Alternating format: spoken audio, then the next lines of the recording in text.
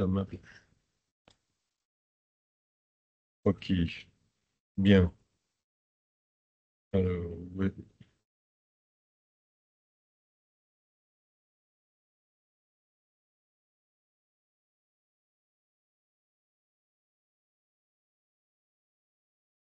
Bien, allez, on est parti parce que la séance va durer pas 4 heures, évidemment.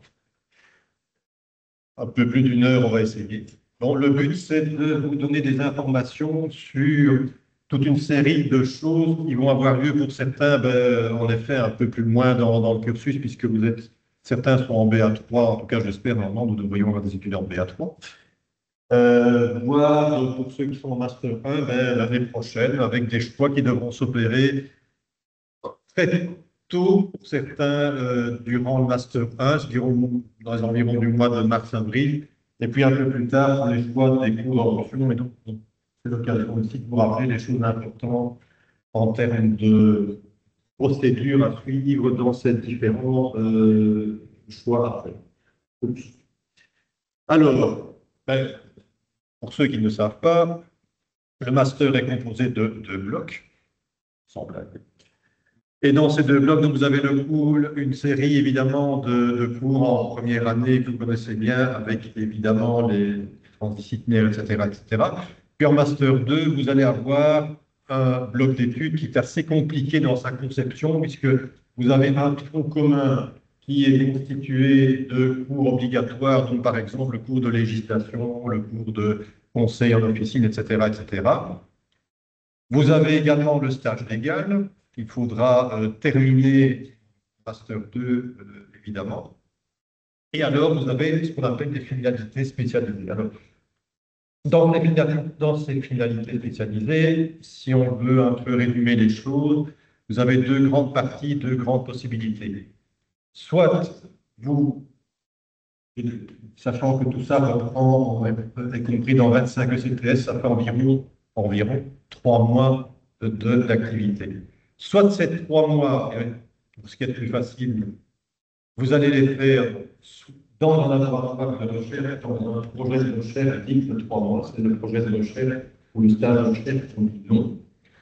Vous pouvez aussi le faire à l'étranger, et à ce moment-là, ça devient un stage Erasmus ou appliqué. Et attention, pour participer à ces stages de 3 mois, vous devez absolument déposer un dossier. Le dossier sera analysé par une commission et la commission donnera son avis positif ou négatif pour que vous fassiez ces stages de 3 mois. Donc, on prend des étudiants qui ont un bon profil, un bon cursus, si vous préférez. À ce moment-là, évidemment, ben, vous faites des activités de recherche. Dans ce sens-là, je ne vais pas détailler ici, mais ça peut être de la recherche de laboratoire ou de la recherche plutôt, entre guillemets, en sciences dites sociales. Si par exemple vous faites votre stage dans la coopération ou autre, ce n'est pas forcément de la science dure et expérimentale. Et le mémoire que vous allez rédiger à la fin doit forcément être relié au travail que vous avez fait. Vous devez défendre ce mémoire devant un jury de deux personnes qui ont soit en juin, soit au mois d'août. Soit vous ne faites pas 3 mois de stage Erasmus ou recherche, et à ce moment-là, vous faites un système qui est subdivisé en deux blocs, je veux dire, en deux parties. Vous avez des cours en option, et là, vous avez deux filières, les cours en option, c'est ce qu'on voit ici. Vous avez la filière développement du médicament et bioanalyse, et la filière pratique officinale. Alors, il y a deux mnémoniques différentes, hein, Mémogie 520 et 521. Tout ce qui est stage 3 mois, j'ai oublié de dire, c'est 522. Il y a 3 mnémoniques correspondant à ces 3 possibilités. Et ces cours à option, ben, vous allez faire un choix dans une série de cours à option qui sont dédiés aux thèmes qui sont indiqués là, donc soit le développement bioanalyse, pratique officinale, et ces cours se donnent au Q1. Il y a une petite option supplémentaire, c'est ce que vous voyez là au bout, et Madame Van Swieten, qui est présente avec nous, que vous avez déjà vu sur l'écran, va vous en rappeler bientôt. C'est ce qu'on appelle un Tree for Health. C'est on leur parlera certainement beaucoup mieux que moi, mais pour résumer, elle me corrigera. C'est une organisation qui a été mise en place par des personnes de l'ULB, hein, donc M. Goldman et M. de Watripon, un économiste et un immunologiste, qui doit vous permettre d'approcher ce que fait que le développement d'un nouveau médicament, au sens large, du vaccin jusqu'aux petites molécules la plupart du temps, mais pas sur le plan méthodologique, mais plutôt sur le plan économique et l'approche du marché, si j'ai bien compris. Mais elle me corrigera certainement à ce niveau-là. Alors, vous voyez que cette I3 Forum, ça a lieu au Q2. Alors, vous allez me dire, mais ça veut dire qu'à ce moment-là, que ce qu'on fait au Q1. Alors, au Q1, à ce moment-là, c'est ça que font les étudiants, parce que ce I3 Forum, cette option-là, remplace les cours options du Q1. Donc, on ne fait pas les cours options et I3 Forum, on fait l'un ou l'autre. Simplement, au Q1, ceux qui prendront l'option I3 Forum, qu'est-ce qu'ils vont faire? Ben, ils vont déjà commencer, par exemple, à travailler sur leur mémoire. Ils pourront également faire leur stage complémentaire. Donc, l'année est organisée différemment, mais ça prend le même temps. On est bien d'accord, ça ne fait pas plus de travail, c'est juste le travail qui s'organise différemment. Alors, petit point important aussi, tant qu'on y est, mais je n'en parlerai pas beaucoup, mais il faut le dire tout de même. Si vous faites un stage complémentaire, parce qu'il y a un stage complémentaire qu'il faut également faire en dernière année, c'est un stage de 1 mois et demi. Bien entendu, ceux qui font le stage de 3 mois, ce 1 mois et demi est compris dedans, donc ils ne font pas de stage complémentaire, ils font un stage de recherche de 3 mois. Si vous faites le stage complémentaire de 1 mois et demi avec les cours en option, puisque vous voyez que ça fait 15, c'est plus de TPS, c'est bien 25, ce stage complémentaire, si vous le faites dans un milieu qui est hors de l'officine, le sujet de votre mémoire est obligatoirement relié au sujet de votre stage complémentaire. Si vous le faites en officine, là, vous pouvez choisir le sujet qui vous plaît. C'est un mémoire purement bibliographique. Pour cette précision, je reviendrai là-dessus l'année prochaine, l'introduction des mémoires. À rappeler aussi que quand vous faites le stage de recherche qui débute dès le master 1, vous devez déposer votre dossier en 2 et en 3. Vous pouvez voir dans la fiche de cours, il y a une date limite qui est indiquée. Et donc, ça va être aussi un dossier qui est analysé par un jury qui va établir si vous pouvez ou non faire ce stage de recherche, des modules de recherche qui commence en Master 1. Et pour le Master 2, pour le stage de 3 mois dont je vous ai parlé, il ne faut pas oublier qu'il y a aussi une date limite. Il faut déposer votre dossier auprès de la commission pour cette date limite-là, sinon ces dossiers ne sont pas examinés. Donc, voilà un peu pour l'organisation de la dernière année. Pour chaque stage complémentaire qui se fait en officine ou hors officine, vous avez un responsable et la personne de contact. Et vous avez là les 6 types de stages complémentaires qui peuvent être faits, avec chaque fois la personne de contact et des endroits qui sont des exemples donnés, mais il peut y en avoir d'autres en fonction évidemment de ce que l'on va trouver de son côté, libre de chercher de votre côté aussi. Simplement, les lieux de stage et les maîtres de stage doivent se faire agréer par la faculté, bien entendu, on donner son accord. Là, vous avez des cours à option. Il faut choisir, en effet, dans 10 ECTS. Donc, chaque cours option fait environ 2 ECTS, donc on en prend généralement 5. Et en fonction de cela, notre programme sera établi et ça se fait avant le début de l'année. Généralement, ça se fait vers le mois de mai-juin. Ces choix-là pour l'année qui va arriver, ce qui nous permet de pouvoir organiser les conventions de manière efficace. Alors, ceci, on vous en parlera également. Donc, les stages de 3 mois. Donc, vous avez 2 grands stages, comme je l'ai dit. Donc, Erasmus, c'est M. Vermeulen qui en est responsable avec les différents pays, à nouveau en exemple, dans lesquels on peut les effectuer. Et le stage de recherche de 3 mois, c'est M. Van Oettingen et il nous en parlera certainement un peu après. Alors, évidemment, très rapidement, ceci, on ne va pas en parler aujourd'hui. Il y a des masters de spécialisation. Peut-être certains les connaissent déjà. Il y a aussi des responsables que vous pouvez contacter pour avoir des informations dès maintenant. Il ne faut pas tarder, en effet, mais on ne va pas en parler aujourd'hui, prioritairement en tout cas.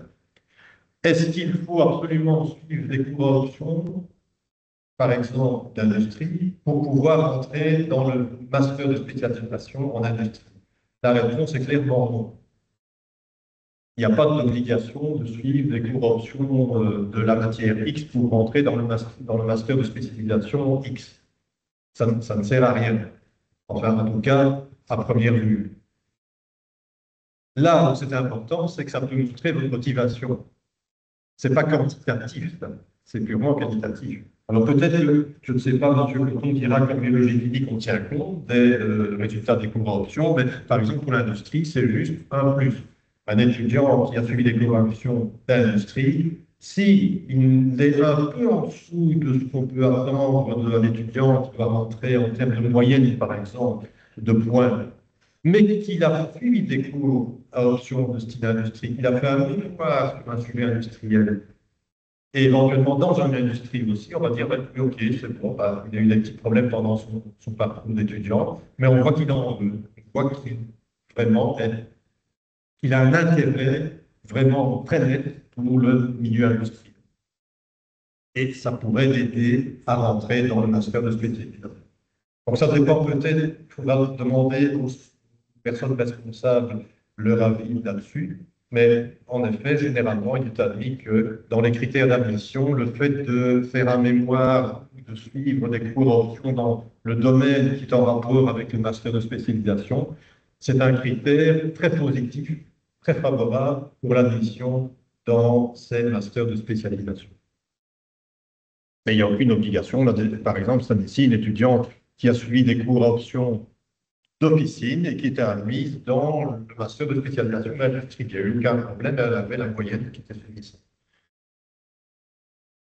Voilà, alors vous avez évidemment aussi tous les renseignements, tout ceci sera mis à votre disposition, bien entendu, mais vous avez toute une série de personnes de contact également pour tout ce qui est des stages officinaux. Et ces personnes sont majoritairement celles pour le master de professeur à midi et le professeur jour. Et pour les stages complémentaires, c'est chaque personne que l'on a vue précédemment dans la diapositive.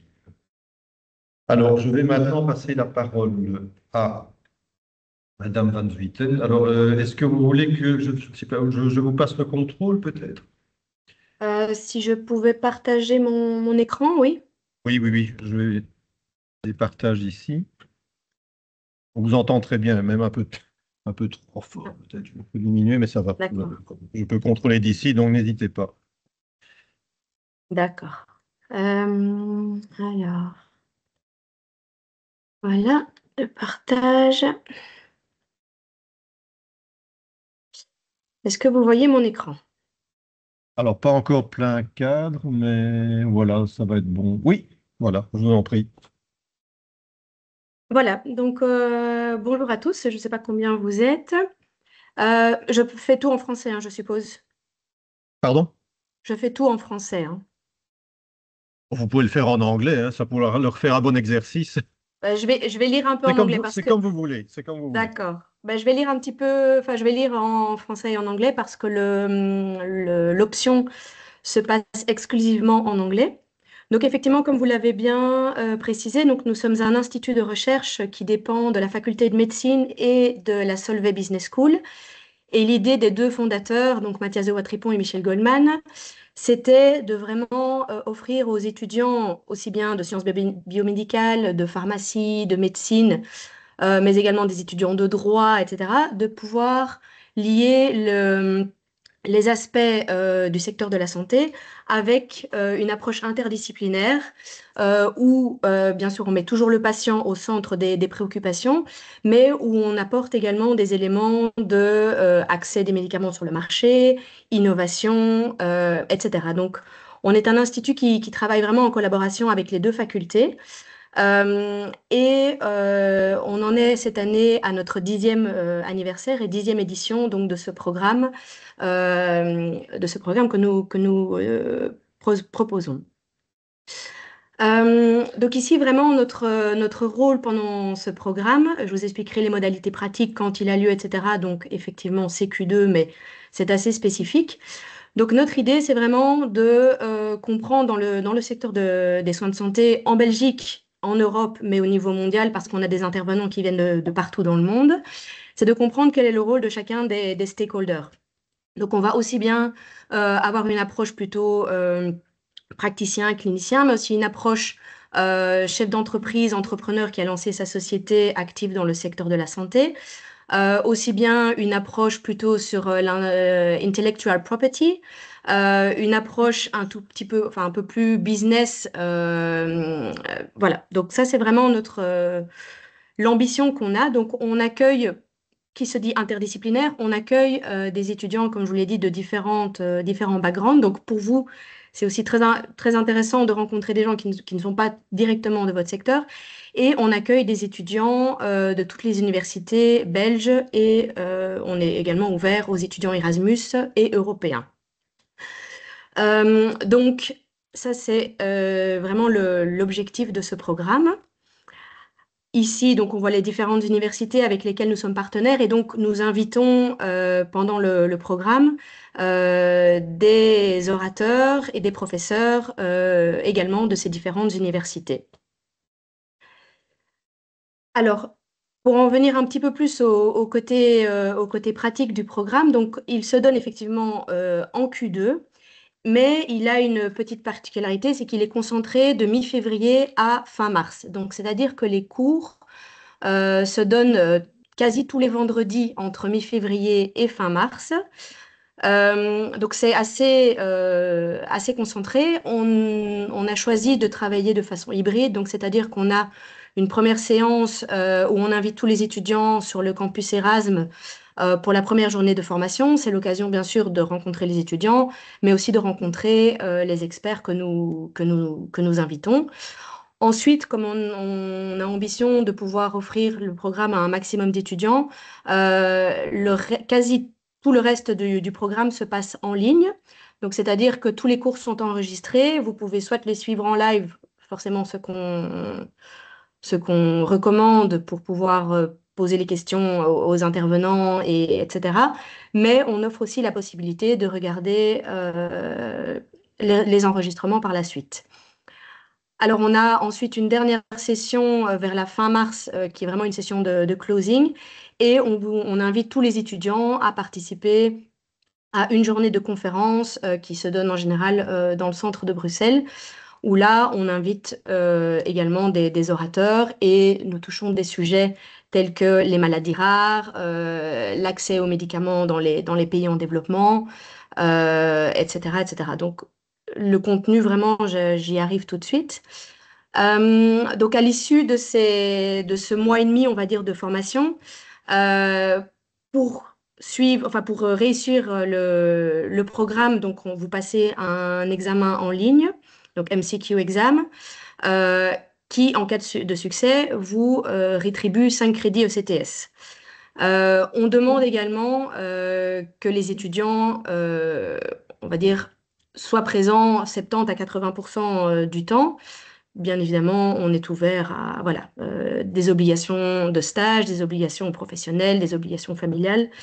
Donc voilà, mais donc ça, une fois qu'on a passé l'examen en ligne qui dure à peu près 2 heures et qui se donne vers la fin avril, vous êtes crédité donc des 5 ECTS. L'avantage, c'est qu'à partir de fin avril, si vous choisissez de ne passer que les 5 crédits ECTS, le cours est terminé, donc vous pouvez vous concentrer pour le blocus sur les autres examens. Alors, on offre aussi la possibilité aux étudiants qui sont intéressés de choisir, en complément des 5 crédits, de choisir de travailler pour l'obtention d'un certificat en Innovation in Healthcare. Par exemple, sur la centaine d'étudiants qu'on a chaque année dans le programme, on va dire 60% suivent ce certificat. Car c'est une première reconnaissance pour votre CV, pour LinkedIn. Ça vous permet d'approfondir un sujet parmi 10 sujets proposés, de travailler dans un petit groupe interdisciplinaire et les requirements, on va dire, ou les délivrables qui sont à réaliser. C'est un petit rapport de 10 pages à faire entre 4-5 étudiants et une présentation de 30 minutes qui a lieu en avril. Également pour tous les étudiants, mais c'est obligatoire pour les étudiants qui suivent le certificat, on organise 2 workshops, donc un qui se donne un des vendredis du cours sur negotiation skills et un autre workshop qui a lieu un samedi, donc petit sacrifice, sur Patient Center et GDPR. Donc ça, c'est sur les modalités pratiques. Alors ici, donc ceci, c'est le programme pour cette année 2025. Donc le programme est accessible aussi bien en Master 1 qu'au Master 2. Et ici, vous avez par exemple les différents points ou différents titres que nous allons aborder pour cette année. Donc, comme je vous l'ai dit, le premier jour se fait on-site et est vraiment sur... On invite des leaders et ils viennent partager leurs expériences. Ensuite, le deuxième module va, j'essaye chaque fois de traduire, mais va se porter sur les SDGs, to achieve universal health coverage. Donc, une approche beaucoup plus globale sur pays du Nord, pays du Sud. Le troisième module sur Regulatory Challenges and Opportunity. Donc là, on va notamment toucher les aspects de Intellectual Property. Ensuite, le quatrième module est vraiment sur l'innovation autour du patient. Donc là, on invite des entrepreneurs qui ont lancé des startups, etc., autour du patient. Les deux workshops dont j'ai parlé, et le troisième module qui est plutôt la mise sur le marché des médicaments, les opportunités, les barrières, etc. Et alors, le I3H Annual Lecture, où cette année, nous invitons le professeur Kajaskin pour nous parler de How to ensure equitable access to innovative therapies and vaccines. Donc voilà, ça c'est le programme interdisciplinaire. Donc comme je vous l'ai dit, mi-février, fin mars, un examen fin avril. Sauf pour les étudiants qui souhaitent obtenir le certificat, il y a les workshops et alors le travail en groupe à réaliser. Et comme je vous l'ai dit, Master 1, Master 2. Si vous avez la moindre question, vous pouvez toujours m'envoyer un email, info@i3health.eu ou cvanswieten@i3health.eu. Et nous acceptons, voilà, tous les profils. Nous essayons de trouver une solution pour tous ceux qui souhaitent suivre le programme. Si vous êtes en Erasmus, c'est enregistré, donc voilà. N'hésitez pas à me contacter pour des cas particuliers. Et au plaisir de vous voir un jour.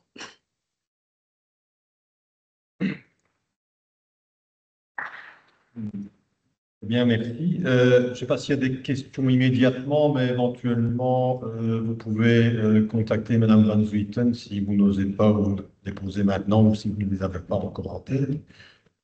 Juste une question rapidement. Donc, la deadline, c'est pour l'inscription pour cette année-ci, on est bien d'accord. Donc, l'année prochaine, ce sera même date, mais en 2026, alors évidemment. Oui, honnêtement, on commence cette année le 14 février et on acceptera jusqu'au 10 février. Donc, on est très flexible à ce niveau-là. D'accord. Et ce sera la même chose pour l'année prochaine. On a même des étudiants qui suivent en cours de route, qui prennent le cours en cours de route. Donc, voilà.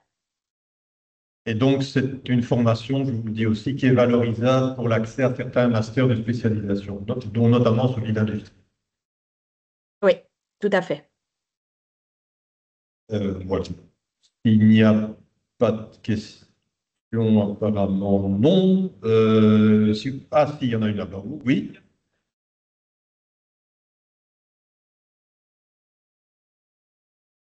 Je n'entends pas la question, Ah, non, désolée. non, en fait, un étudiant demande si c'est inscrit directement au PAE. Oui, ce sera inscrit au PAE.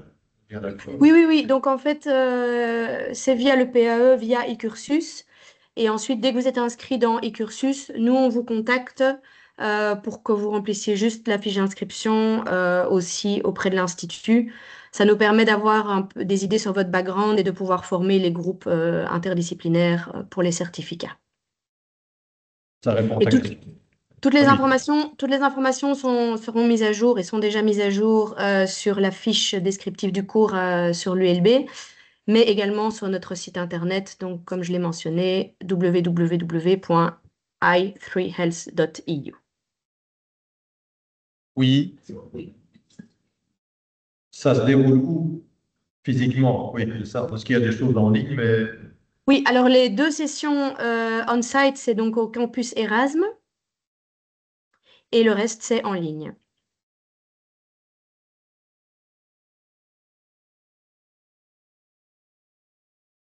I3 Health. Oui. I3 Health.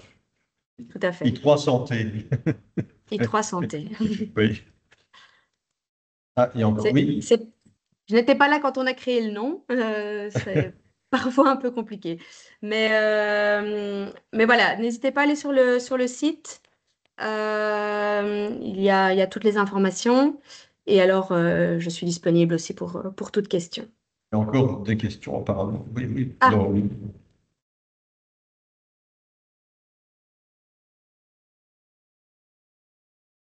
Est-ce qu'on peut encore s'inscrire pour cette année alors qu'on est en Master 1? Oui. Oui. Oui, mais oui, on déconseille, comme dit M. Van Werpen. Oui.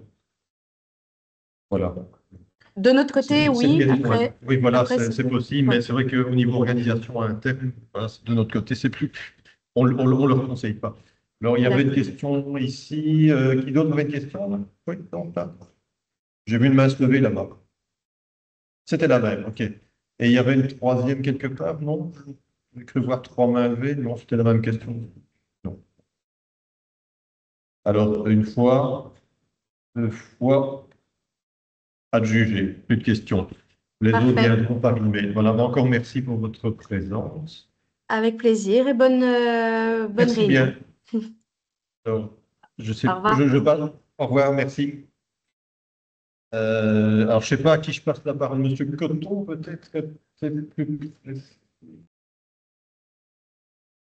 C'est comme vous voulez. Moi, je terminerai. D'accord. Donc, oui, oui, oui, oui. Ah non, non, non, c'est interdit de faire les deux, en fait. C'est vraiment deux mnémoniques différentes.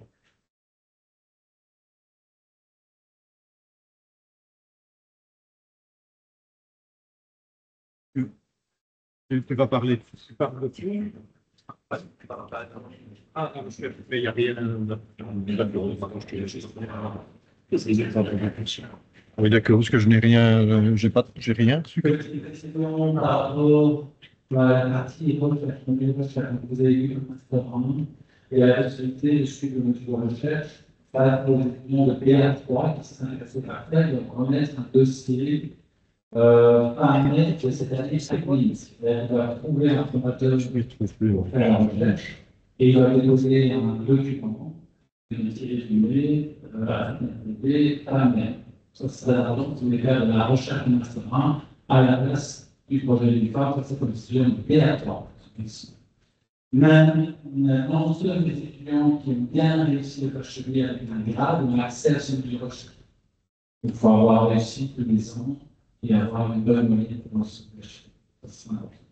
Pour les étudiants qui sont intéressés par la programme de recherche en Master 2, donc c'est un programme de recherche ou n'importe quelle recherche qui rentre pas dans le cadre d'un stage d'opération, d'un stage Erasmus, c'est-à-dire dans un laboratoire de biologie d'une autre université, dans un autre laboratoire de recherche de l'université. Là, vous devez remettre un dossier également ici fin de l'année.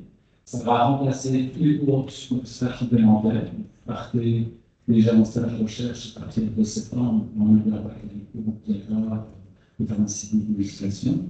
Et c'est un jury, effectivement, qui accepte pas ce stage de recherche grâce de vos résultats en enseignement. Et qu'il y a le résultat en bachelier pour le stage d'enseignement. La question que nous posons souvent, c'est si on fait le stage de recherche en enseignement, est-ce qu'on doit faire un master 2?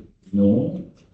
Et si vous n'avez pas fait le stage de recherche en enseignement, vous pouvez aussi faire un stage de recherche en master 2. Il n'y a rien de rédhibitoire, vous avez accès à l'un et à l'autre sur votre institut. La seule chose, c'est qu'il faut probablement un bon CV sur une salle de vous postuler à des bourses de recherche. Et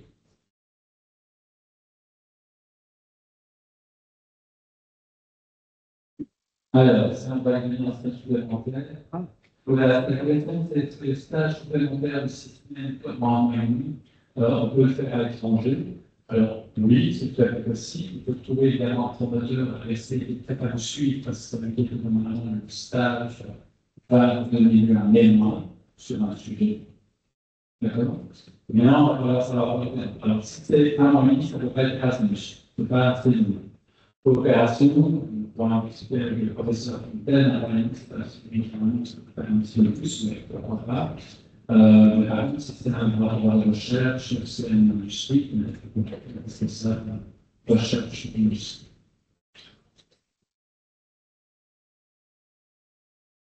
Oui. Alors, le stage complémentaire, c'est, vous pouvez faire partout, y compris l'officie, et si vous faites le stage de la rencontre d'officie, c'est l'élément bibliographie. Donc, vous faites 7 moyennes de stage ou de 6. Vous savez, vous ajoutez un moyen d'officie. Ça, c'est la filière vraiment officinale ici. Ok?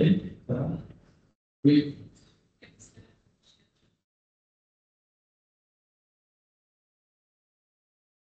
Alors, vous devez remettre un formulaire pour le mois d'avril-mai 2025. Pour le master. Voilà. Et on se bat pas sur le résultat pour le master. Voilà. Ça va pour la recherche.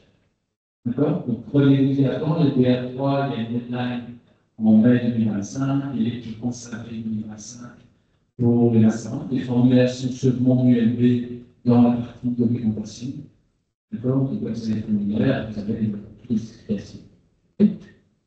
Voilà, ça, je peux faire ce que je fais.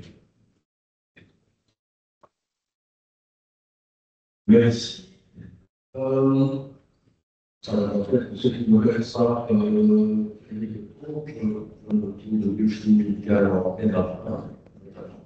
Donc, je vais parler de biochimie, c'est une des spécialités accessibles aussi aux pharmaciens, notamment.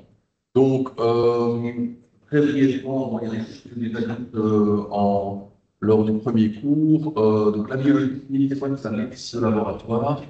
Donc, les analyses, voilà, des analyses de sang, mais ça peut être également d'autres outils, c'est la frontière de paramètres, c'est les produits d'urine et d'autres choses, plus ou moins résistantes. Et donc, ça consiste en des analyses qui permettent de faire un dépistage ou également le suivi d'une maladie, l'ajustement de traitement, par exemple, et donc ça implique toute une série de connaissances pour lesquelles le pharmacien est bien équipé dans le domaine de la physiopathologie, de la biologie et des méthodes d'analyse. Et donc, comme je vous le disais, il y a les responsables de cette discipline en Belgique. Il y a d'autres pays, c'est pas bien dans le monde, ce sont des pharmaciens spécialistes ou des experts spécialistes qui effectuent un master de spécialisation de 5 ans. Qui consiste principalement en des stages rémunérés. C'est ça l'objet de parler du master de spécialisation, que nous en parler si vous contactez sans aucun problème. Donc il y a d'autres professions également au sein de laboratoire, des scientifiques, des technologues de laboratoire, qui de plus en plus d'informaticiens et de généticiens. Il y a différentes disciplines, il y a 3 grandes disciplines, la biochimie, l'hématologie et la microbiologie. On prenne chacune des sous-disciplines, par exemple, la toxicologie, qui fait partie de la biochimie, comme l'allergologie, d'autres choses encore. Même en hématologie, on va parler de cellules, mais aussi de coagulation. Il y a également tout l'aspect immunohématologie, transfusion, etc. Et donc, il y a le stage complémentaire, l'évaluation GD pour définir cette discipline et éventuellement vous orienter par la suite. Il y a un empêche, bien sûr, de vous renseigner par ailleurs, vous connaissez peut-être des gens qui ont une spécialisation ou exercent ces professions. Donc, qu'est-ce qu'on vous propose? Même si c'est un certain de semaines, ça vient de vous être expliqué, pendant lequel vous allez effectuer un travail de recherche. C'est un travail de recherche de moins intéressant, qui peut déjà être assez poussé. En général, vous avez effectué ce stage, ce travail dans un laboratoire, et je vais en parler, je vous donnerai la liste de ces laboratoires par la suite. Et donc, vous allez participer à des travaux qui sont déjà en cours. Donc, en général, vous parlez pas, c'est vous allez bien encadrer dans ce travail. Donc, ça peut consister dans des aspects analytiques, par exemple, la mise au point du web de l'usage, pas la création des méthodes de l'usage, mais vous pouvez participer également à des études cliniques, un nouveau traitement, un nouveau marqueur dans une maladie, et également parfois des explications de résultats qui ont été obtenus dans ces laboratoires. Et puis, outre le simple que vous allez faire dans un domaine restreint, là, vous aurez aussi l'occasion de rencontrer la personne qui travaille dans d'autres secteurs du laboratoire. C'est l'occasion également de voir d'autres choses, de rencontrer d'autres personnes et d'en discuter. Donc, dans ce contexte, généralement, les promoteurs ou les travaux qui sont récupérés, puisque, effectivement, comme M. Fanouani, notre débat portera sur le sujet de notre travail, moi-même dans le domaine de la biochimie, mais également ma collègue, le professeur Wolf, qui est mon homologue à Lyon, un master qui est co-organisé par l'UEP. Également le professeur Marty, qui est la chef du service microbiologie dans le laboratoire de travail, et également professeur de microbiologie à l'Université de Mons, et enfin le docteur Rosel, qui, elle, est en hématologie au CHU de Paris. Il y a d'autres possibilités, ce sont clairement les méthodes de l'époque et les promoteurs les plus fréquents. Donc voici une liste d'exemples de sujets récents pour cette année ou l'année dernière, exemple. Vous voyez que ça parle aussi bien de parasiterie hémopérique que de screening de drogue par spectrométrie de masse, de valeurs de référence dans un écosystème, de communication des résultats de microbiologie cliniciens, de mise au point par spectrométrie de masse, de biomarqueurs de la maladie d'Alzheimer. Donc, il y a vraiment des sujets extrêmement variés. Donc, en général, les sujets, parfois, c'est un individuel bien avec une demande de sujet, mais il n'est pas toujours possible de proposer un travail sur un sujet limité. Parfois, on peut dire qu'on a envie de travailler dans tel ou tel domaine, mais le plus souvent, ce qui se passe, c'est que moi-même, je remets une liste de sujets aux étudiants qui se sont portés candidats, et puis ensuite, il y a chacun choisi. Je vais qui convient le mieux. Les stages se déroulent le plus souvent à Bruxelles, mais on a également la possibilité d'effectuer des stages à Mons, c'est à des étudiants dans la salle par exemple. Il y a également d'autres possibilités, il y a largement assez à ce niveau-là. Et donc les laboratoires, sur le projet de l'intérieur laboratoire, il y a des stages publics également à Bruxelles. Et sinon, la plupart des stages se font au RHUBB, qui est en fait le laboratoire universitaire de l'Université libre de Bruxelles, qui travaille pour l'Institut européen de la défense et l'hôpital universitaire des enfants. Donc, on a plusieurs laboratoires, c'est un très grand laboratoire de transformation de travail, avec des équipements ultra modernes et des équipes de pointe. Donc, généralement, les stages, je crois que c'est très bien. Et donc, pour faire un petit peu le lien sur ce que M. Dufresne disait, il y a évidemment un lien entre le stage complémentaire et le master de spécialisation. Donc, je dirais, pour entamer un master de spécialisation, le stage complémentaire n'est pas obligatoire, mais il est quand même fortement recommandé, puisque effectivement, vous allez devoir faire plein d'autres modifications, et le fait d'avoir fait un stage complémentaire fait partie. Mais bon, parfois, vous aurez pu avoir fait avoir d'autres expériences, avoir fait un stage de recherche, par exemple. Donc, on peut comprendre que si on a rencontré, moi, je fais des recherches, on a pu faire un stage supplémentaire en biologie. Parfois, on a fait des stages et on a eu des jobs d'étudiants. Il y a pas mal d'étudiants, quelques étudiants en parasitique qui ont pas des jobs le week-end ou pendant les vacances. Il y a d'autres opportunités qu'on a parfois eues dans sa vie s'y acheter dans ce domaine. On sait également les cours options, effectivement, il n'y a pas d'obligation, les cours options, on a fait certaines motivations. Je ne dirais pas comme M. Fanouani, c'était un peu l'adresse, mais ça ne sert à rien, ça sert à sûrement résulter, c'est nous, mais effectivement, le fait de ne pas les avoir suivis ne va pas automatiquement pénaliser. Pour la biologie, souvent, il y a quelques cours options qui sont orientés vers la biologie, font partie du master de spécialisation, si vous avez suivi, vous serez licencié éventuellement l'année suivante, vous serez athlète par rapport à ça. Donc, le master de spécialisation, les stages, voilà, je ne vais pas en parler. Donc, les étapes d'apprentissage, comment se passe la formation, je vous disais, c'est pas l'année, et il y a des critères de sélection que vous pouvez les retrouver sur le site de la faculté et dans cette présentation, notamment en termes de notes. Ce sont des critères qui ne sont pas extrêmement stricts, ils peuvent y avoir des exceptions, mais c'est quand même une façon de sélectionner les étudiants. Donc, en pratique, pour revenir au stage complémentaire, il y a si vous pouvez en faire un, il y a en trouvant du master 1, vous prenez contact avec moi, certains l'ont déjà fait, et d'autres peuvent encore le faire jusqu'à la fin de l'année. Il y a un point important, c'est que comme j'ai assez bien devant, ce qui est très chouette, mais il y a un critère que je veux savoir éviter nos cours, c'est pas éviter nos cours, je ne crois pas. En master de éléments, en stage complémentaire, ça me paraît relativement élevé. Et donc, on va fixer, on peut discuter déjà un petit peu du sujet. Je vous demande de m'envoyer un mail, j'enregistre, et puis, à la fin de l'année académique, je vous envoie la liste des sujets. Vous savez que je n'utilise pas souvent le site ML ou autre, je vais faire contacter directement les signaux sur mon activité, c'est pas facile pour moi. Et donc, en début de FMA2, on confirme tout ça, on remplit les formalités administratives, nous en rapport avec votre maître de stage. Donc, c'est pas la même chose. Moi, je ne suis pas votre maître de stage, je suis le coordinateur, je fais le lien entre le maître de stage et l'UPM, et avec votre promoteur si ça n'attend. Voilà. Oui, sans doute.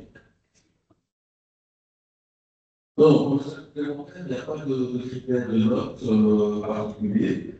Il faut rappeler l'idée de cours de chimie, ça c'est le minimum, mais après, un 10 suffit. Qu'est-ce que je voulais dire oui, donc, aussi par rapport au master, faire le stage complémentaire, d'autres qui fassent faire le master apparemment, c'est plutôt dans le sens que c'est intéressant à refaire.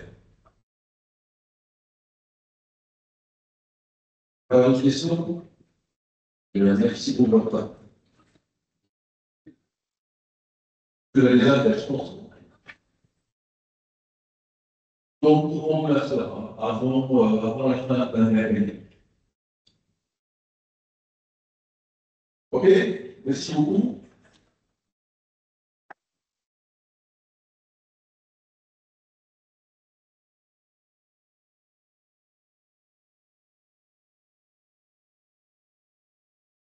Ah bien, ça, on tient François.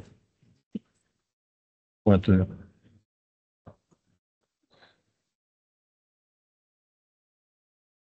Bonjour à tous. Donc, je vais parler des stages de coopération. Donc, les stages de coopération dans les semaines de séjour à l'étranger, logiquement dans un pays qu'on appelle en voie de développement, donc en développement. C'est un stage de séjour de 6 semaines qui remplace votre stage complémentaire, enfin, qui est un stage complémentaire. Vous pouvez partir dans différents pays en fonction des contacts que nous avons aussi au sein de la faculté à l'APL laboratoire. Et ça peut être dans le domaine de la recherche. Donc vous allez trouver, si vous êtes intéressé par la coopération, vous étudiez d'abord par vous-même et le domaine qui vous intéresse. Est-ce que c'est la clinique? Est-ce que c'est la biologie médicale? Est-ce que c'est la biochimique, la chimie, est-ce que c'est la microbiologie, etc. Vous allez trouver le promoteur dans lequel vous voudriez faire votre stage complémentaire et vous lui annoncez que vous désirez partir. Et ça peut être partir dans un pays avec un faible revenu, donc des pays à faible revenu, comme ceux qui sont présentés sur la carte, le Rwanda, le Maroc, la République démocratique du Congo, la Bolivie, mais il y a d'autres pays pour lesquels nous pouvons trouver des contacts et avec lesquels nous avons des coopérations, donc de recherche ou même d'analyse, etc. Donc, le promoteur de votre stage et automatiquement de votre mémoire, parce que vous devrez faire un mémoire sur le sujet que vous aurez choisi de réaliser pendant votre stage de recherche, de coopération. Le promoteur sera celui qui sera le plus proche dans la faculté de ce sujet qui sera étudié dans ce pays.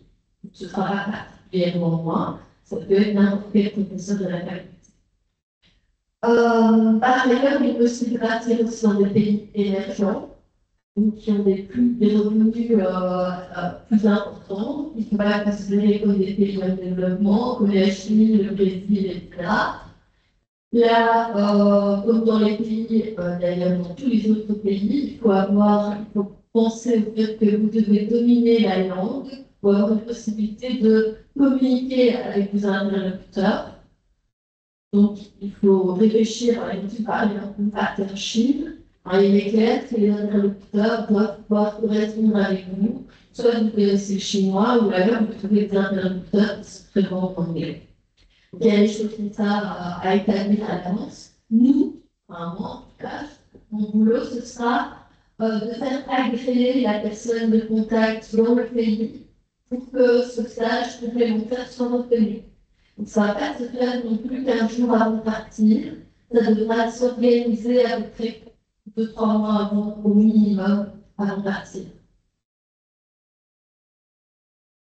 Alors, quelles sont les grandes différences entre ces deux stages, dans un pays en développement ou un pays émergent? C'est aussi les subsides. Les subsides ne sont pas les mêmes. Nous pouvons obtenir pour vous, enfin, vous pouvez obtenir d'ailleurs à vous-même, vous aidera des subsides pour aller dans les pays en développement, pour la coopération. Et ce sont des subsides que nous obtenons de la dette, alors que pour les pays émergents, je ne connais pas. Pour l'instant, en tout cas, pas de subsides. Il y a parfois peut-être des promoteurs qui ont des projets de recherche avec ces pays-là, qui peuvent vous inscrire dans une démarche de recherche, et peut-être subvenir à certains de vos aides financières, mais là, c'est pas pris dans le stage. Donc, oui. Alors, oui, moi je peux aider avec surtout les personnes, promoteurs qui sera choisi pour le sujet. On peut vous aider à trouver un contact par nos contacts, maintenant de montagne aussi, que vous ayez certains contacts, mais ces contacts doivent être toujours universitaires. Donc, notre interlocuteur doit être toujours attaché à l'université. Ça peut être quelqu'un dans une industrie, si vous voulez faire un stage de recherche dans une industrie dans un pays, en autre pays. C'est possible, mais il faut qu'il y ait une personne de contact dans ce pays qui soit universitaire. Et madame, c'est vous, enfin, pas vous, mais qui crée le logement, etc. Non, c'est la RES. La RES. Donc, le rapport vous aidera à trouver cette subside, vous épaulera pour les obtenir. Oui. Je sais pas. Oui, c'est pas pour les pays émergents. En effet, pour les pays émergents, il y a plein de possibilités par rapport à l'espace de recherche. Ah oui, d'accord, je vais très bien. Là. Alors, donc, il est possible de faire ce stage complémentaire en coopération ou bien dans un pays émergent, donc n'importe quelle recherche, que ce soit en clinique, dans la biochimie. À ce moment-là, on essaiera d'arranger, par exemple, que M. Coton ait un contact avec l'interlocuteur et puisse le reconnaître comme un stage en clinique, ou bien en clinique, comme vous voyez, en microbiologie, en chimie, dans tous les domaines pour lesquels nous pouvons aussi vous appuyer pour une corriger pour la relation de mémoire. Ok. Donc, il y a beaucoup de jeunes qui sont déjà partis plutôt avant la crise du Covid. Depuis la crise du Covid, il y a tellement de choses. Il y a plus de personnes qui sont parties. J'espère que ça va redémarrer parce que c'était une expérience extraordinaire. Les personnes qui partent en coopération reviennent les changer, parce que c'est pas seulement pour une expérience que vous allez faire dans le laboratoire, mais c'est aussi humainement très très enrichissant. Vous allez voir une autre culture et vous êtes directement chez des personnes qui ont appris l'espagnol en 3 mois, par exemple. Oui. Alors oui, très important, je l'ai fait dans la dernière dia. Les personnes qui partent à l'étranger nous représentent. Sont un petit peu, c'est une image de notre université. C'est une image de notre université. Donc on vous demande d'abord de ne plus avoir de bagages pour achever et d'avoir fait au moins un 12 de moyenne dans vos études. Donc d'avoir on ne demande pas d'avoir fait 14 ou 16, mais au moins d'avoir fait un 12 de moyenne. Et si possible aussi, d'ailleurs, c'est maintenant devenu une obligation, plus de bagages non plus en master 1. Donc, que des diplomates, que vous n'avez plus que du master 2. Alors, ce qui est très important aussi, les étudiants de partir, c'est d'en parler aussi avec vos proches avant de nous demander d'établir des contrats et des organisations pour créer des interlocuteurs d'autres pays.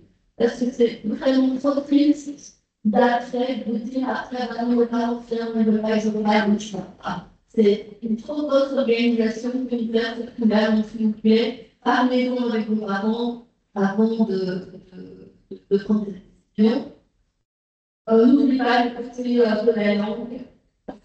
Comme je vous dis, il y en a qui sont partis en Bolivie, en connaissant pas l'espagnol, et qui sont partis 3 semaines avant, et qui donc 3 semaines d'immersion intensive, et qui sont très bien sortis, et qui parlaient mieux l'espagnol que moi après leur stage complémentaire. Alors, les suivis que vous pouvez obtenir sont des suivis qui, lorsque ce sont des bourses de voyage, c'est payer le vol, essentiellement le vol. Ce qui veut dire que le séjour n'est pas compris, donc la location d'appartement, etc. Donc ça, c'est pas uniquement pour vous. Mais il y a une possibilité de financer l'ensemble du voyage avec le séjour et donc le logement, même avec la nourriture. C'est quand vous participez à un micro-projet étudiant. C'est quoi un micro-projet étudiant? C'est le fait de participer avec des étudiants d'autres facultés, agronomie, médecine, sciences humaines, etc. Et non seulement ici à l'UQT, mais aussi avec des étudiants d'autres facultés sur place, côté sud, et vous vous regroupez, c'est un projet entre étudiants avec une mission bien spécifique. Et la plupart du temps, c'est autour d'un sujet de recherche que nous avons à la faculté. Logiquement, chaque année, on a ces derniers temps un micro-projet. Ce qui peut être intéressant pour ceux qui ont moins de moyens financiers, de quand même partir et d'avoir cette expérience à l'étranger. Est-ce qu'il y a des questions? Oui. Donc, pour les micro-projets, c'est une bonne question. Vous pouvez venir me voir. Et moi, je vais auprès de mes collègues s'il y a des possibilités de micro-projets. Parfois, on en attend beaucoup, mais vous pourrez être motivé d'en développer si vous êtes vous-même motivé. Donc, on peut essayer de développer des idées et de lancer des projets, des micro-projets, si vous êtes vous-même motivé de le faire. Oui. Alors, pour la période, ce que j'ai observé, c'est que la plupart du temps, ça se fait après les cours à option. Donc, du 15 novembre à fin décembre, ou quelque chose comme ça. Ou alors, le plus souvent, c'est après les examens de janvier. Donc, vous partez directement, vous ne prenez pas, par exemple, 2 semaines de vacances. Vous pouvez l'utiliser là-bas pour voyager d'abord et puis faire le stage, c'est comme vous voulez. Et puis, il y a 6 semaines à partir de février, mi-mars, c'est l'idéal.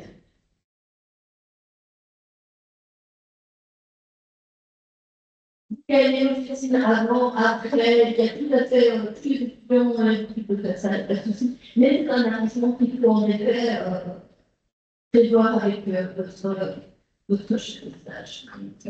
Oui. Oui. Donc, la parole est fort.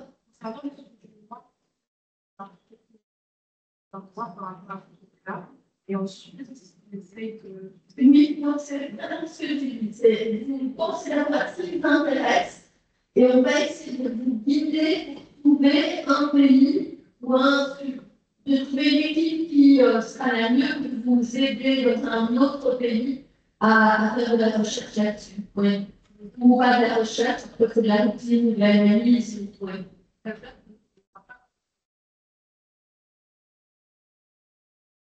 Non, mais évidemment, ce n'est pas à l'infini. Hein. On n'a pas 36 000 non plus possibilités. Si vous venez avec des exigences en termes de zone et en termes de sujet, ça devient un peu compliqué. Soit c'est l'un, soit c'est l'autre. C'est un peu ça. Oui. Oui, bien sûr, on a des sujets à vous proposer également. Ah, Pierre.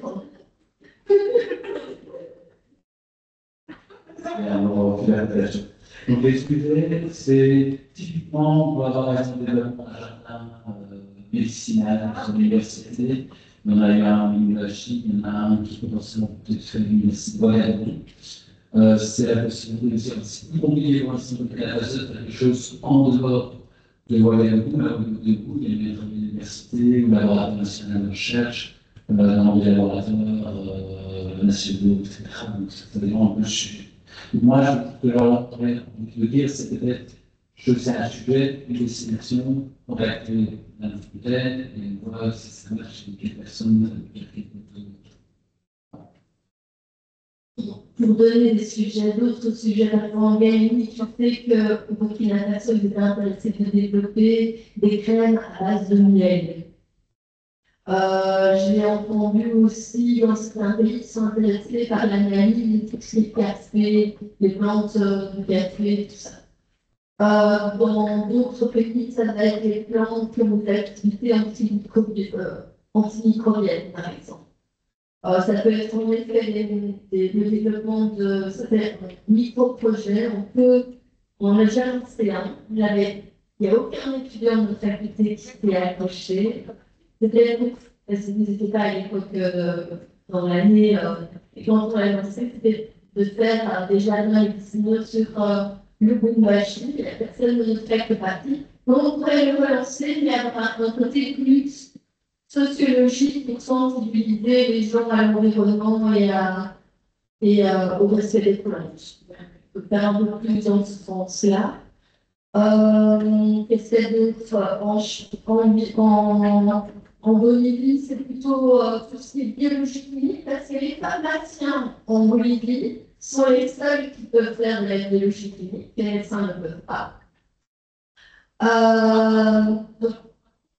Au Maroc, c'est un projet de l'analyse des paliers.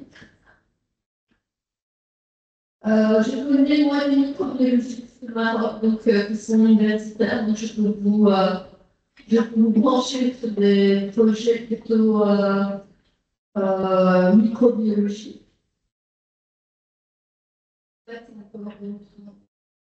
Oui. Non, non, il faut savoir toutefois quels sont les projets que eux proposent. Souvent, par descente, on n'impose pas notre projet au pays, on leur demande quels sont leurs sujets, quelles sont les propositions qu'ils ont pour nous.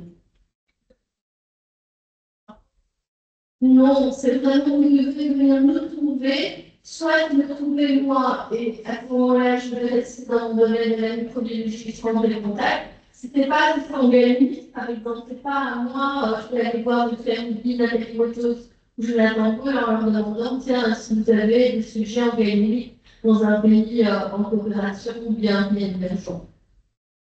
C'est pas trop ça. Oui. Je veux dire, tous les pays qui ne sont pas en coopération, c'est-à-dire qui ont un niveau de revenu supérieur à donc, qui est considéré comme moyen, par exemple la Chine, le Brésil, il faut aller voir sur les pratiques des données financières. En fait, vous allez regarder les pays qui sont à la RES, dans la liste des pays qui sont subventionnés par la RES, ils ne sont pas là-dedans que les considérer comme des pays riches. Oui. Alors, pour partir l'année prochaine en master 2, logiquement, vous venez me trouver en mai, juin, juillet, à la limite, c'est le mois d'août. Et au plus tard, voilà. De toute manière, si vous voulez écrire le projet pour avoir de l'argent, ça s'écrit soit pour le mois d'avril, soit pour le mois de novembre. J'aurais dû vraiment me signer votre demande de projet avant, parce que ça doit être entré le 31 octobre. Si j'avais demandé. Quelle autre question? Non? Si.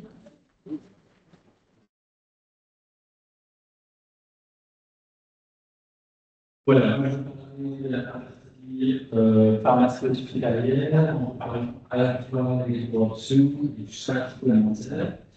Puisque dans le cadre des conventions CPTS, dans la partie officinale, vous avez des cours d'introduction à la pharmacie hospitalière et vous avez la possibilité de faire votre stage supplémentaire d'un mois et demi en officine hospitalière. Alors, pour répondre à la question, si vous ne suivez pas les cours seulement en lien avec la pharmacie hospitalière, ce n'est pas pour ça que vous ne serez pas sélectionné pour être pharmacien hospitalier. Vous pouvez tout à fait faire un stage sur les cours ou un versement. Même titre que l'industrie, dans la sélection des étudiants, puisque le limite des étudiants est dans juste, dans la sélection des étudiants pour le master de spécialisation hospitalier, on regarde effectivement la motivation. Motivation, si vous avez fait un job d'étudiant à l'hôpital, si vous avez fait un stage volontaire à l'hôpital, si vous avez suivi une corruption, c'est tous ces ensembles-là qu'on regarde. Donc ça, si vous n'avez pas suivi une corruption, que vous ne pouvez pas poursuivre une master de spécialisation par le CPTS. Le vécu, évidemment, c'est que si vous suivez ces corruptions, ces stages volontaires, c'est que vous pouvez faire une possibilité de se la pharmacie hospitalière et de potentiellement, effectivement, postuler une master de spécialisation. Et bien souvent, les de stage, ces stages volontaires, sont un jeu de sélection, donc c'est l'occasion de pouvoir la continuer. Alors, ce qui concerne le cours option, c'est le cours qui se rajeunit, concentré, qui se trouve à l'hôpital, puisque à la fois il y a des cours et à la fois vous avez une visite de la pharmacie hospitalière, vous avez à la fois la sécurité qui est assez rapide, vous allez faire en fait le tour de l'ensemble de la pharmacie hospitalière. La pharmacie hospitalière a énormément, comme de pharmacie d'officine, on a de plus en plus des fonctions de pharmacie hospitalière. Donc, il y a effectivement les fonctions qu'on connaît à différents liens, qui est la dispensation en fait, des médicaments, la préparation également de médicaments particuliers, à l'hôpital, c'est tous des médicaments en officine, pas seulement des médicaments chers, mais de plus en plus, vous avez l'accompagnement des patients à l'hôpital, mais également en ambulatoire, parce qu'il y a des différences des psychiatres des villages qui sont encore beaucoup en merci. Super. Donc, vous allez voir l'ensemble des locaux, un peu comment fonctionne la pharmacie hospitalière, les pharmaciens hospitaliers. Vous allez voir un petit peu également la préparation magistrale, la préparation officinale, série, non série, les toxiques. Il faut savoir que la pharmacie, au moment où vous prendrez les conventions l'année prochaine, sera une grosse pharmacie, un institut Bordet et l'hôpital Grasse, et vous aurez un local tout nouveau pour tout ce qui est système toxique. Et vous verrez également les nouveaux pasteurisations dans le centre de la chimie. Là, vous avez l'occasion d'avoir un petit peu les différents postes qui existent dans le cadre de cette pharmacie hospitalière. Vous avez également une grosse partie de dispositifs médicaux, donc vous apprenez moins rapidement en officine, même si vous avez aussi il y a d'autres pharmaciens d'HCTA qui professeurs. Mais là, vous avez évidemment des dispositifs vidéo et des matériels qui sont particuliers dans le contexte de l'activité. On montrera également une idée de dépenses pharmaceutiques, puisque l'office supérieur via également un entreprise qui peut se faire un certain bâtiment de la médication. Ce sont des programmes d'accompagnement des patients, par exemple l'antibiotique pénicilline, ça peut être également la nutrition parentale à domicile, ça peut être encore le traitement en ligne, le traitement de la thérapie HIV, avec la gestion des interactions médicamenteuses, des patients, etc. Et donc, vous avez également la possibilité de décider effectivement le consultation et de voir un petit peu comment ça se passe.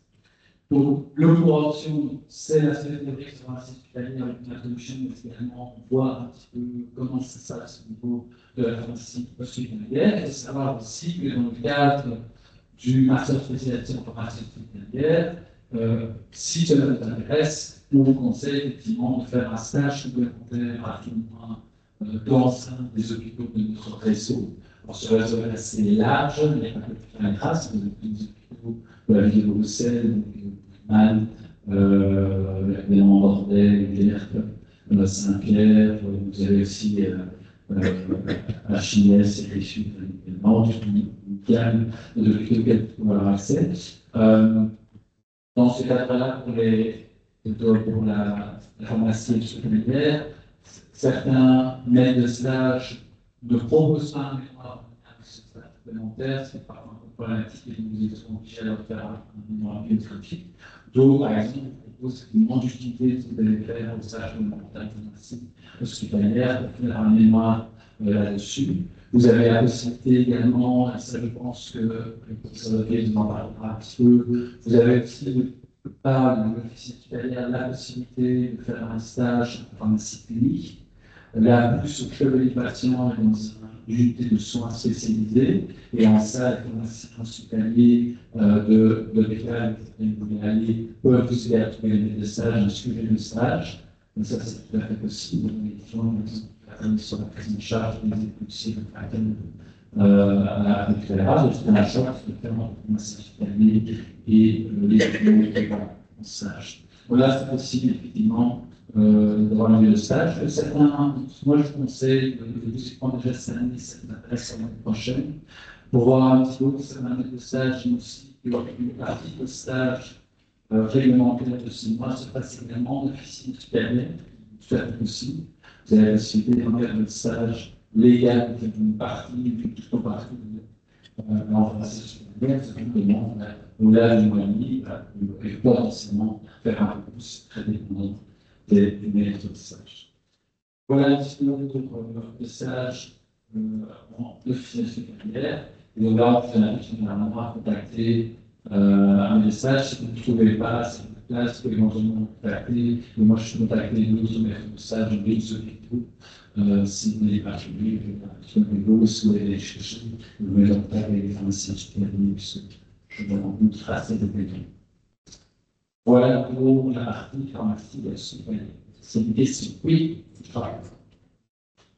Vous avez plus de bruxellois, parce que le chien aussi, ça peut être au public, privé, ça.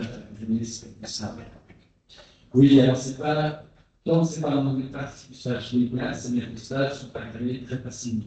C'est des stages complémentaires, je pense que c'est un stage sur le fédéraux, mais dans la convention, pas la convention classique. Oui.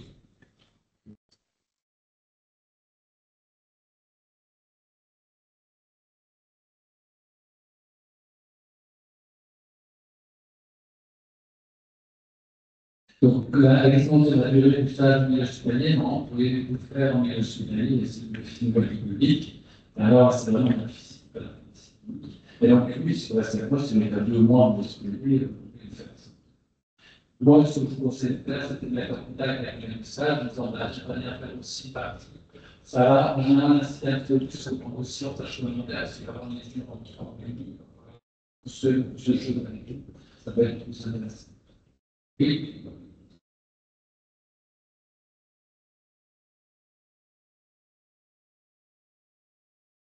Alors, la question est de savoir si je ne fais pas mon stage complémentaire en hôpital, c'est que comme ça, je vais oui, tout est possible.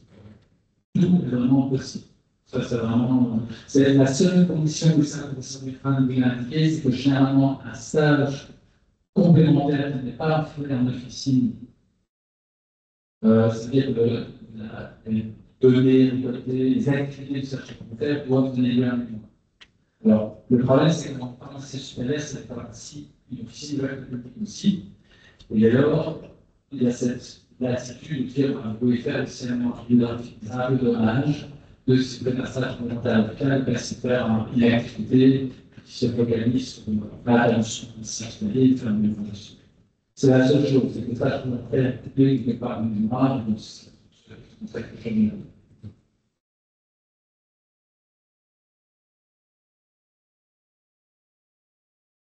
Non, pour les critères, la question c'est quel que je peux faire. C'était la médecine de la clinique, pour les faire, c'est moi.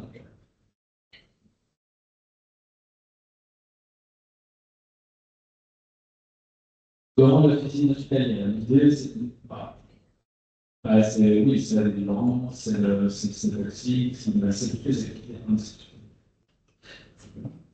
C'est un petit peu différent si vous voulez un stage complémentaire en pharmacie clinique uniquement. Là, on attend le nombre de vous que vous soyez dans un service clinique. Donc là, en Belgique, c'est encadré à la fois par un pharmacien, un clinicien ou un médecin, ça dépend des hôpitaux. Et là, on s'engage sur le fonctionnement plutôt dans la pharmacie clinique. Et là, je pense que la mémoire, c'est le fonctionnement de Pas de questions par rapport à cette chose? Bon, tout est clair. Merci.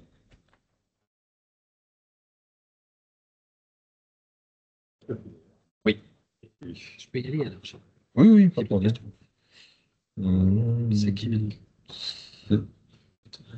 C'est là. Non, non, c'est Karine. C'est ça.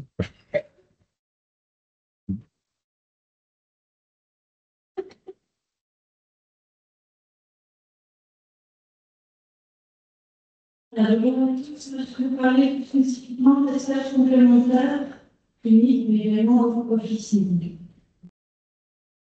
Alors, le stage complémentaire clinique, ça fait la suite de ce que le professeur nous a expliqué. Le stage complémentaire clinique est un petit peu différent d'un stage complémentaire en pharmacie d'hôpital. C'est-à-dire qu'il peut se faire en pharmacie d'hôpital, évidemment, si la thématique est en rapport avec la pharmacie clinique. Mais il peut se faire aussi dans une unité de soins, quelle qu'elle soit, ça peut être la gériatrie, la pédiatrie, les soins intensifs, peu importe. Et le maître de stage, que vous allez avoir pour un stage complémentaire clinique, eh bien, il faudra l'agréer. Soit vous avez un pharmacien clinicien qui est déjà agréé dans la plateforme stageur, c'est parfait. Soit vous avez un autre pharmacien qui n'est pas agréé pour le stage légal, mais qui peut vous engager pour un stage clinique, à ce moment-là, il faut faire un agrément. Et vous pouvez également passer par un médecin. Ça aussi, là aussi, pour le faire agréer, si vous trouvez un médecin qui est d'accord de vous accueillir, pour faire un stage. Donc, on a pas mal, effectivement, d'hôpitaux. Tout ça, c'est juste des exemples pour vous montrer que finalement, on a beaucoup sur Bruxelles, mais pas que. On peut aussi aller sur les Alpes, on peut aussi aller à Mons, on vient plein de possibilités et on n'est pas non plus limité au réseau ULB. On peut éventuellement aller à d'autres réseaux privés, d'autres universités, mais il faut savoir évidemment si vous allez vers un réseau autre que celui de l'ULB, les places sont très chères aussi. Donc il y a plein de possibilités et là c'est un peu à vous de prospecter en les étudiants vont prendre rendez-vous avec un médecin, avec un pharmacien. Ils vont essayer de trouver une porte d'entrée dans ces hôpitaux pour voir s'il y a moyen de faire et quels sont les projets de concours. Alors, les deux possibilités, vous pouvez faire un mémoire expérimental ou un mémoire de biographie. Un stage complémentaire clinique n'implique pas de faire toute une étude. Vous pouvez très bien faire un stage d'observation dans un service clinique. Et il faut observer le fonctionnement du service, la gestion des patients, la gestion des médicaments, peu importe. Et c'est donc de l'observation, mais vous pouvez à ce moment-là plutôt à une recherche bibliographique, celui des thématiques.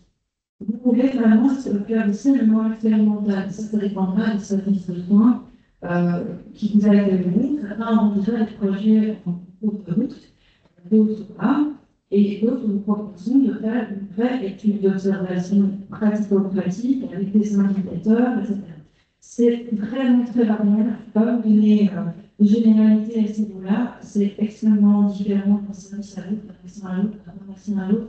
Ça dépend vraiment du moment aussi où vous allez les contacter.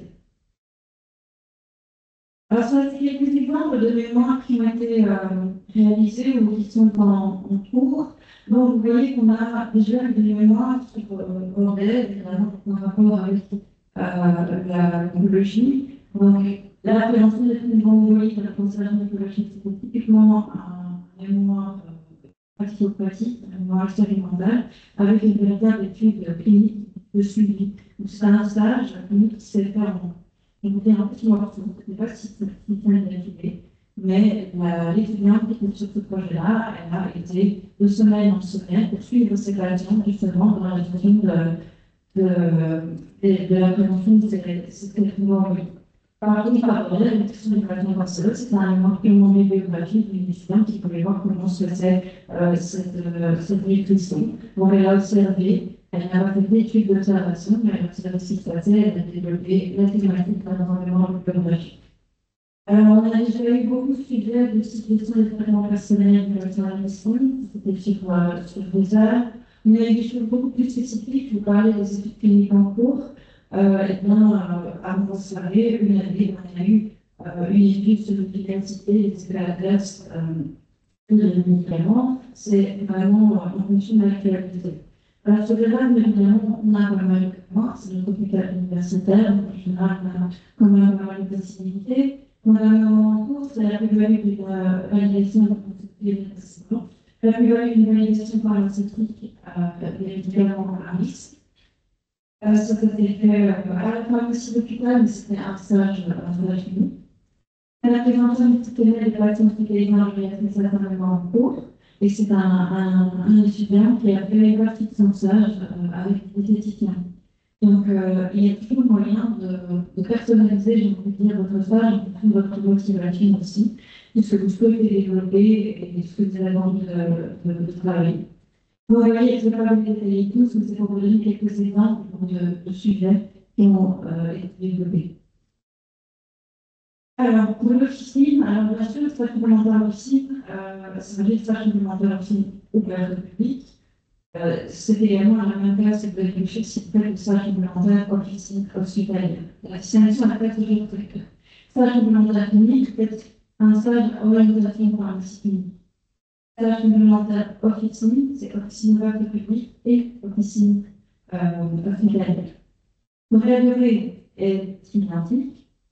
Ça peut se faire dans une médecine, bien entendu, mais pas que. Et c'est pour ça que c'est intéressant et que je vous les présente aujourd'hui. Parce qu'en fait, on a beaucoup de stages complémentaires officine qui finalement se font en dehors d'une officine identifiée, mais dans des organisations professionnelles de pharmaciens. L'année passée, on a eu une étudiante qui était dans une union professionnelle.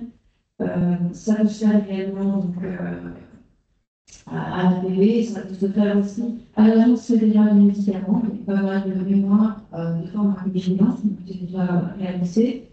Ça peut aussi se faire en formation continue.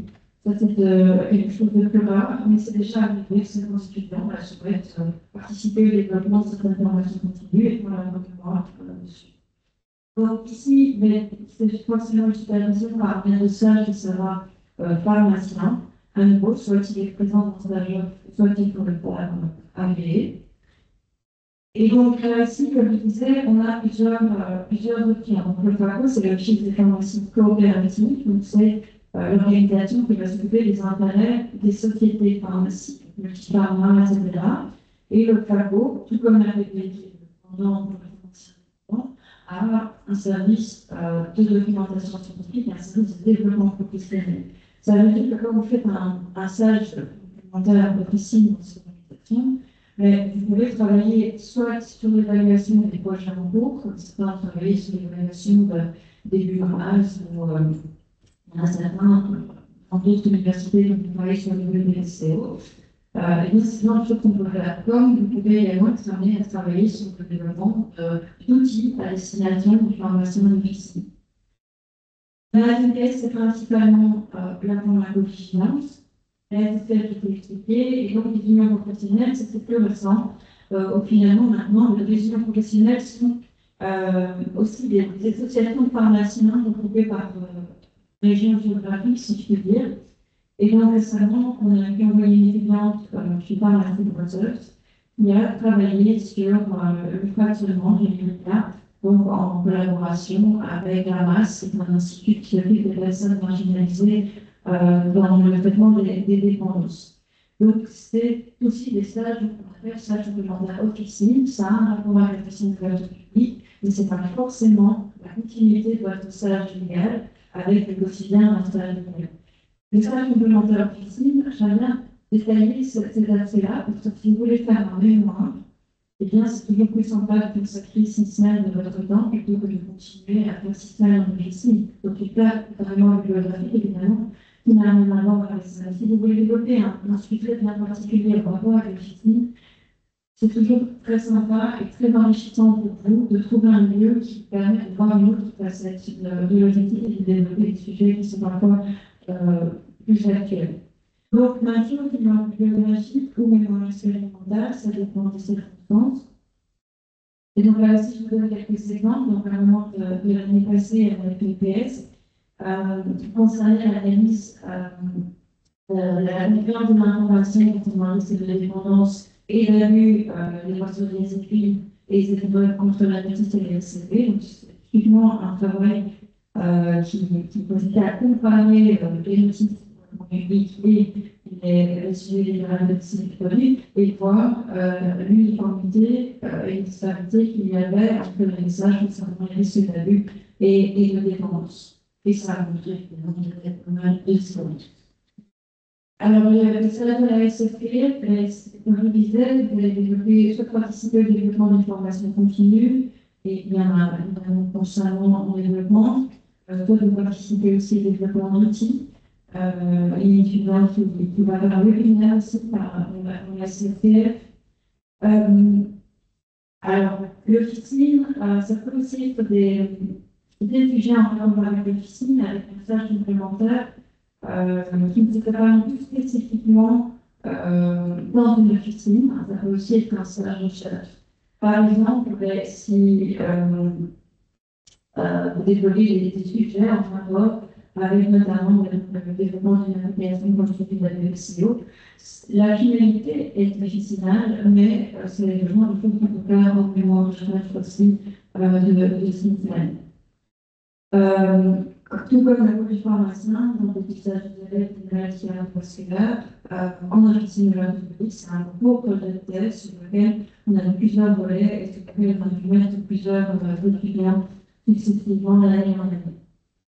Alors l'APB, ça dépend, je vous donne le sujet qui a été déjà développé, mais il y en a eu d'autres depuis. Donc là, les derniers en place, c'était il y a un donc l'expérience de réalisation de probabilité des soins, je ne parle pas, mais on est pour l'instant dans une gestion de la qualité en officine avec le développement des soins professionnels et de pas mal d'autres services. La PB, évidemment, chaque fois qu'elle développe quelque chose, c'est d'évaluer et c'est le genre de projet sur lequel on peut mettre des étudiants aussi. Alors, pour la sélection, je vous en ai déjà parlé, c'est la prévention de drogue marginalisée. Et puis, donc, il y en a plein d'autres, formation de médecine à l'amélioration de l'intégration de santé, l'évaluation des cas avancés. C'était aussi un élément de recherche, finalement, mais en rapport avec l'officine, il y a nécessité de faire un interview avec les pharmaciens. Donc, c'est un très très bon moment. Et procéder qu'il y a une grille et donc, c'est le genre de sujet qui m'intéresse évidemment pas mal dans la médecine et tous les décideurs aussi dans la médecine. Et puis, on peut faire des mémoires qui sont tout à fait bibliographiques aussi. J'ai fait notre webinaire pédiatrique en médecine. C'était aussi un autre type de mémoire qui vient d'être réalisé. Voilà. Est-ce que vous avez des questions? Oui.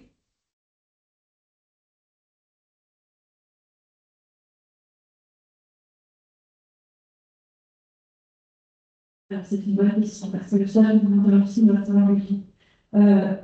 Oui, dans la grande majorité des cas, oui, c'est extrêmement rare que ce soit autorisé. Si vous êtes autorisé à faire une partie de votre stage à l'étranger, c'est généralement plus dans le stage légal qu'on va l'autoriser que dans le complémentaire ici.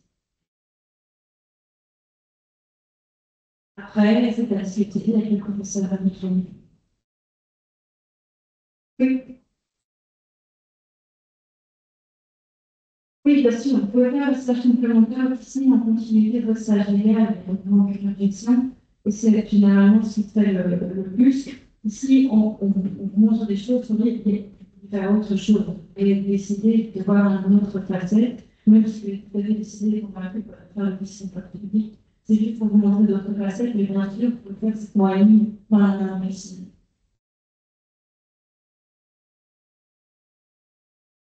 Là, c'est sur les références que je profite. D'autres questions? Oui. La technique pour l'inscription. Et là, la technique, la difficulté du stage complémentaire clinique pour l'officine, évidemment, c'est qu'il faut suffisamment attendre pour la rentrée. C'est-à-dire que si vous arrivez à la rentrée prochaine, début octobre, en me disant, j'aimerais bien faire un stage clinique, on est déjà pas encore. Donc, il faut essayer de s'y prendre de préférence. Avant les vacances, c'est même beaucoup mieux. Comme ça permet de prospecter plus calmement et de montrer au maître de stage que vous prenez à temps et que vous prévoyez les choses. Donc, à ce moment-là, c'est beaucoup plus facile. Au plus tôt, au mieux. Il n'y a pas de date limite. Si maintenant vous arrivez le 30 octobre, vous avez un maître de stage qui est prêt à vous accueillir, moi, je n'ai pas un problème à le faire arriver. Mais ça veut dire que vous devez faire les démarches normales pour faire ce maître de stage. Pas d'autres questions? Oui.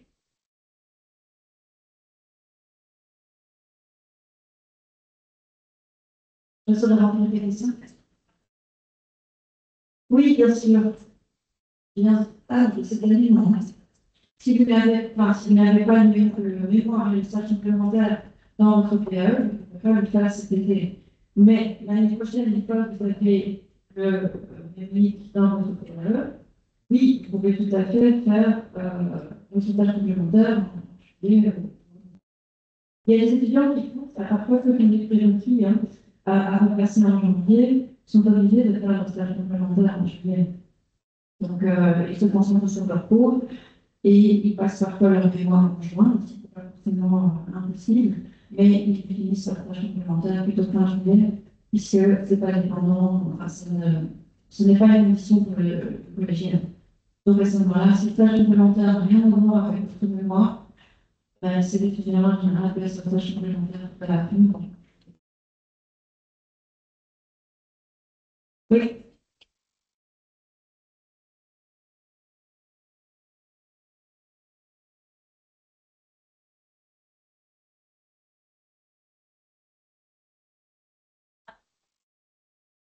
Donc, la question pour nous autres, c'est est-ce qu'il est possible de faire une partie de cette légale en juillet en ayant fait déjà le mois de stage d'intégration? Oui, c'est possible aussi pour éviter tout en master. Voilà. Donc, si vous n'avez pas de. En fait, à partir du moment où vous avez gagné tout votre crédit du master 1, vous pouvez commencer votre stage de master 2. Ou même un mois, vous pouvez faire 2 mois parmi des étudiants, et là, vous vous inscrivez, et on peut faire un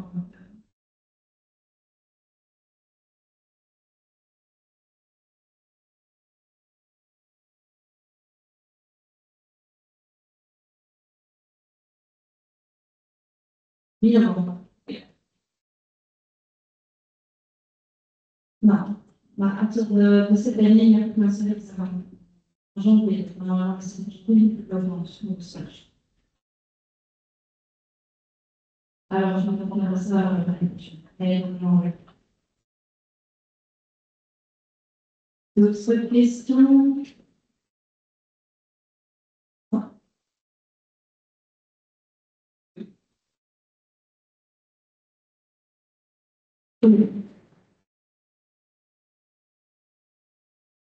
Et donc, en effet, je ne l'ai pas mentionné, mais les cours d'option sont évalués en évaluation continue. Donc en effet, il n'y a pas d'examen. Vous avez des différentes activités qui sont évaluées petit à petit, en effet. Alors, malheureusement pour vous, M. Vermeulen n'est pas là. Il y a M. Knox, ça veut dire en néerlandais, malheureusement.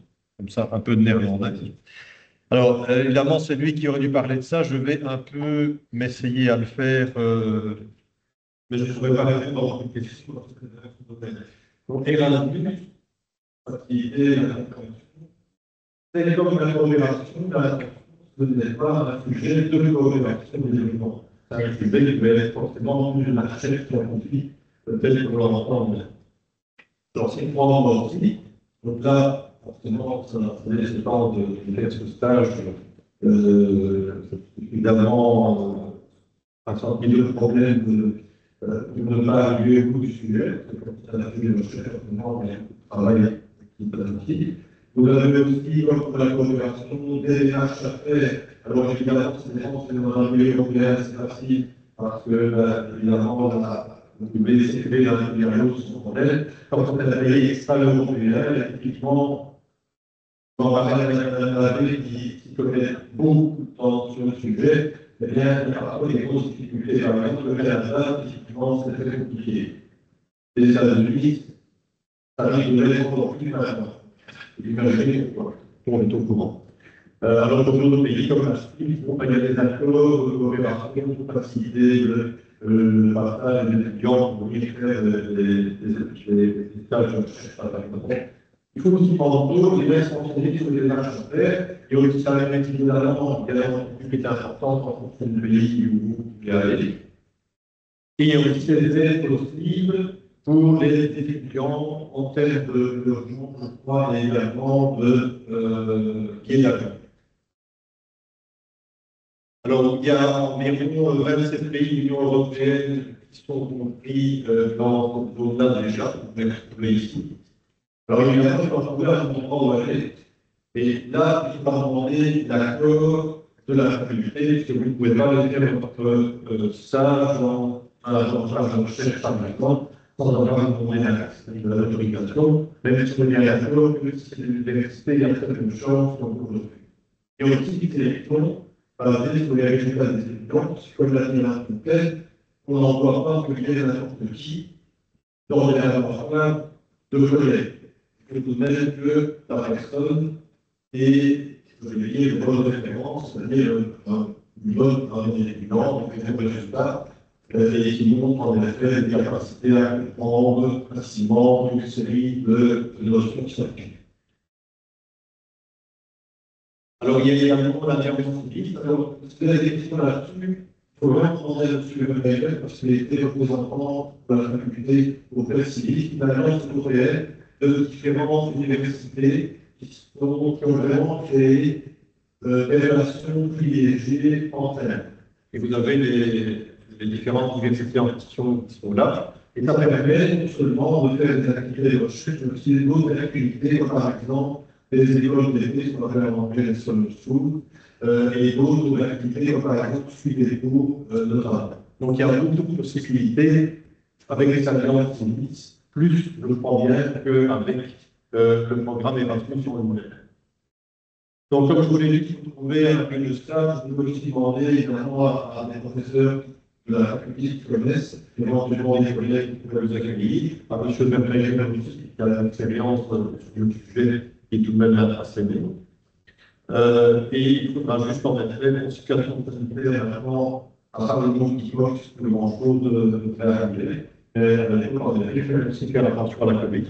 Mais normalement, on n'a pas de problème, je dirais, de l'argent nécessaire pour y aller, des papiers, si ce n'est pas normalement, et aussi de trouver un logement là-bas, pour dire, de maîtriser la langue, il n'y a pas vraiment, je le dis aussi, les résultats que les étudiants ont demandé plus, et il n'y a pas beaucoup de barrières parce que vous puissiez faire ce genre de travail. Voilà, là vous avez des critères de sélection, donc vous aurez accès à ça. Je crois que c'est sur la fiche de cours, en rapport avec le métier quand même, de toute façon, vous avez accès à la présentation pour je fais un peu de dessus. Et oui, les financements, je suis pas qui sont plus bas les points sur le site de l'ULB, puisque là, vous avez un site qui est très bien renseigné pour vous donner différentes sources de financement possibles pour pouvoir le faire. Et oui, alors maintenant, en plus, on est aussi de plus en plus au niveau de l'université, l'impact écologique des voyages est évalué. Donc, il faut faire attention. Je ne sais pas si ça touche à par exemple, comme les acteurs, par exemple, c'est la recherche. Il y a des destinations classées vertes, orange ou rouge. Vert, c'est celle pour laquelle on doit aller en train. Orange, celle où on devrait aller en train. Et si on engage quelque chose de raison, notamment à l'arrivée de Paris, et en rouge, là, c'est l'avenir parce qu'il n'y a pas d'autre moyen, par exemple, l'Irlande, c'est pas encore de tunnel entre le Rhône et l'Irlande. Mais tout ça, il faut encore quelque chose. Pas trop compliqué, vous inquiétez pas, il y a des gens que, en effet, vous analysez votre trajet, et qu'est-ce que vous devez faire en train ou en avion, suivant le cas. En tout cas, il faut faire attention. Voilà, on va contacter M. Weigel, alors Mme Gouille, secrétaire, et pour des questions vraiment pointues, éventuellement, elle vous dirigera, Mme Gouille, vers Mme Lavé. Et alors, nous avons aussi le service central de l'URD, mobilité étudiante, qui peut être contacté à ce niveau-là. Juste pour terminer rapidement avec ça, il y a très peu, et je crois même, depuis que je suis là, aucun étudiant en pharmacie qui est parti en Erasmus. Et c'est une chose pour laquelle les facultés même pointer du doigt négativement. Parce que malheureusement, ça veut dire que soit on ne fait pas cette pub, mais maintenant vous ne pouvez pas dire qu'on n'a pas fait, soit les étudiants n'ont pas la volonté d'y aller, c'est dommage, parce que c'est un programme qui est un programme vraiment excellent. Vous avez envie de mettre sur votre CV toute une série de belles lignes indiquant que vous avez fait un séjour à l'étranger qui est valorisable, par exemple, pour faire un doctorat, eh bien, ça en fait partie et ça peut être pris en compte. Donc, vous avez intérêt, pour ceux qui sont motivés, à vous y prendre assez vite. Non, c'est pas la peine, j'ai pas fini. Ça, c'est mon domaine. Donc, je vais en parler et on va m'écouter. Bon.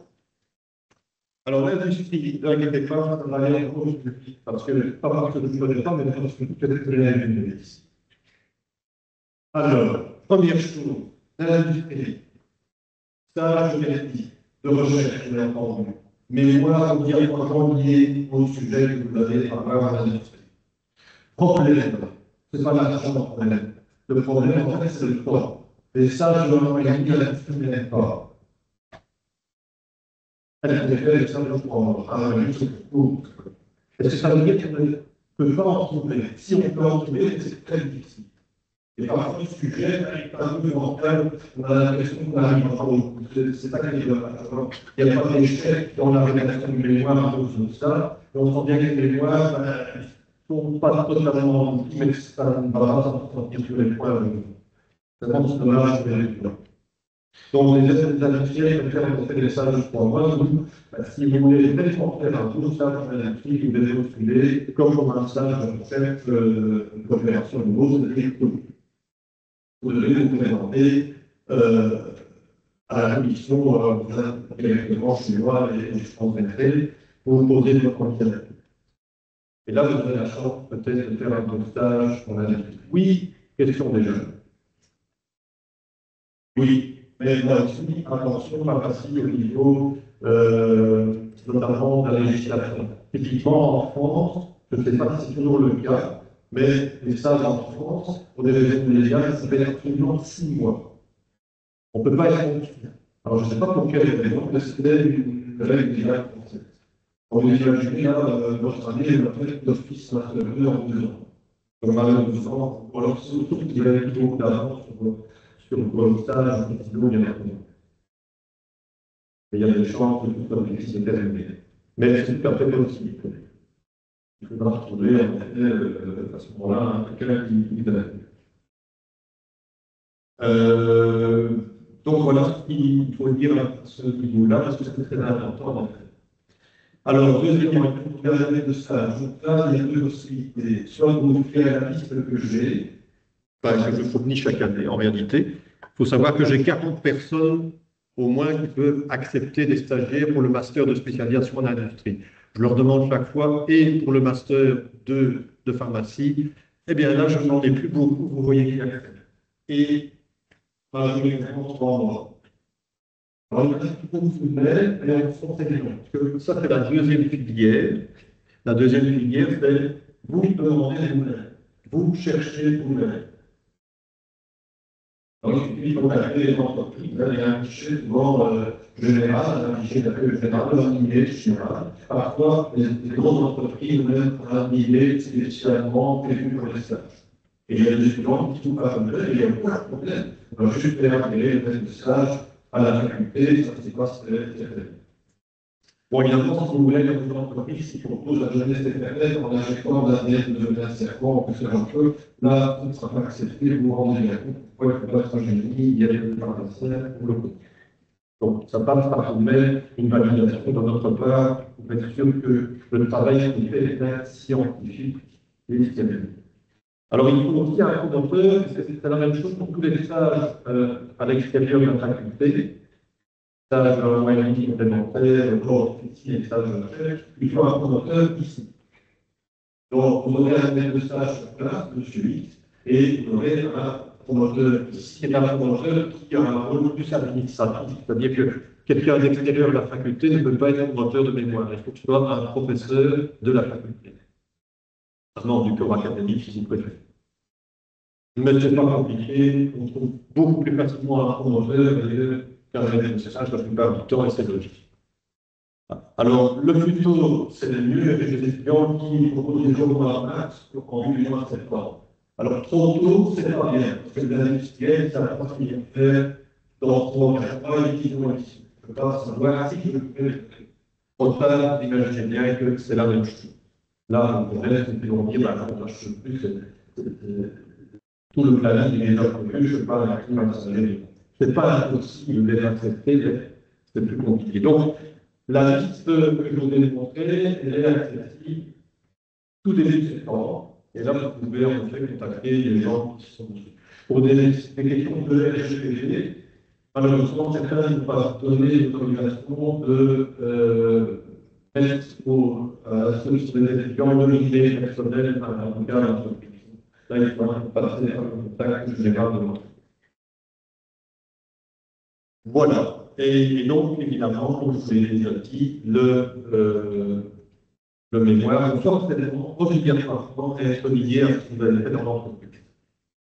On ne peut pas aller dans une entreprise pendant 1 mois et demi pour regarder, c'est magnifique, tiens, on va la donner des billes, on va le faire. Il faut forcément qu'il y ait quelque chose dans votre idée en termes d'activité, voire, je dirais, d'observation qui est soutenue. Je veux dire, en comprenant tout ça, en analysant les données, même si vous ne participez pas manuellement au travail qui est fait. Et ça, c'est une condition qui est voilà. Après, autrement, c'est obligatoire. Et c'est valable pour tous les stages complémentaires, hors officine de manière générale. Eh bien, voilà, donc de mon côté, c'est terminé. Ah oui, bon, là, je vous l'ai déjà dit, c'est pas obligatoire non plus. C'est valable pour les autres formations, stages complémentaires. De faire un stage supplémentaire dans l'industrie pour pouvoir faire des formations de spécialisation, mais ça inclut permettre dans le dossier. Il n'y a pas de sélection pour le stage en industrie non plus, c'est-à-dire que c'est le domaine de stage qui choisit par parfois il y a des interviews. Et donc c'est ça, je vais mettre par rapport peut-être aux autres stages supplémentaires, ça vous l'a fait. De plus en plus, les industriels aiment bien que les étudiants envoient un CV, une lettre de motivation, et parfois il y a une interview avec le maître de stage, pas avec les sources du maître, si vous n'avez pas été engagé, mais je fais très participant. Mais voilà, c'est important de bien se présenter, d'être poli, de faire un CV correct et de mettre des choses importantes dans ce CV, bien entendu. Et de montrer dans l'organisation votre intérêt pour le domaine de l'industrie. Mais il n'y a pas de sélection basée sur les points. C'est vraiment uniquement le futur maître de stage qui choisira si oui ou non vous accueillera.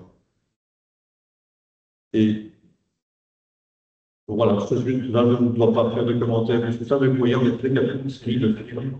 Alors, parfois, c'est très proche de Bruxelles, parfois, je crois, on va ici, oui, il y a des places, il y a des places à Bruxelles, ça marche pour mettre ça. Parfois, il faut faire des petites omelettes, ça nous prend des. Mais bon, ce sont juste des exemples de gens qui ont accepté les journalistes pour cette année-ci. Donc, l'année prochaine, cette liste peut encore changer avec des nouvelles personnes qui vont arriver, d'autres qui vont disparaître. Et vous, à nouveau, vous êtes aussi en droit de chercher des maîtres de stage si vous avez envie de votre côté. Est-ce qu'il y a des questions?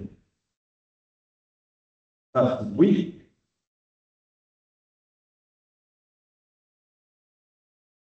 J'ai compris la moitié. J'ai compris stagiaire dans l'industrie pharmaceutique. Plus fort. Donc, est-ce qu'il va s'agir d'une industrie pharmaceutique? Alors, bon, c'est un peu compliqué de répondre à la question, parce que je crois qu'ici, il y a capacité de Stano. Oui, c'est Stano, c'est pas une industrie pharmaceutique, c'est un établissement public fédéral qui fait des analyses pour tout ce qui est le domaine de la santé. Donc, ça va des études esthétiques jusqu'à des analyses microbiologiques. Ce n'est pas une industrie, ça peut être considéré comme un lieu pré-industriel. Voilà.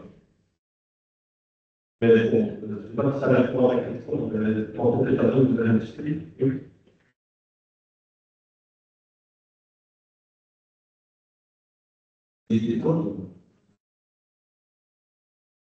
Ah, la technologie. Oui, non, ça pourrait fonctionner aussi.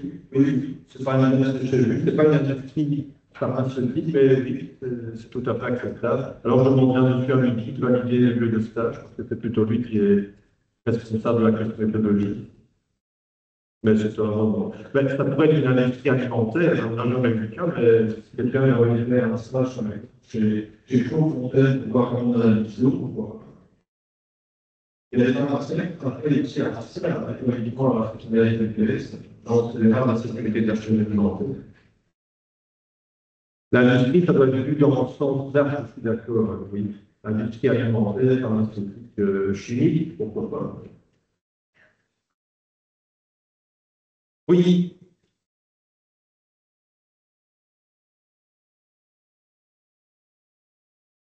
Non, vous voulez vraiment faire donner les mains?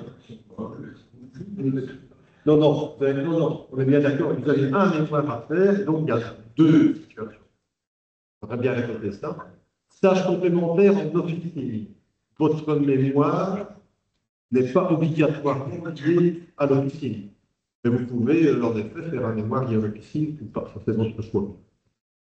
Stage complémentaire hors officine, là, c'est obligatoire qu'il y a un lien avec ce que vous avez fait au stage complémentaire et vous suivez dans le mémoire.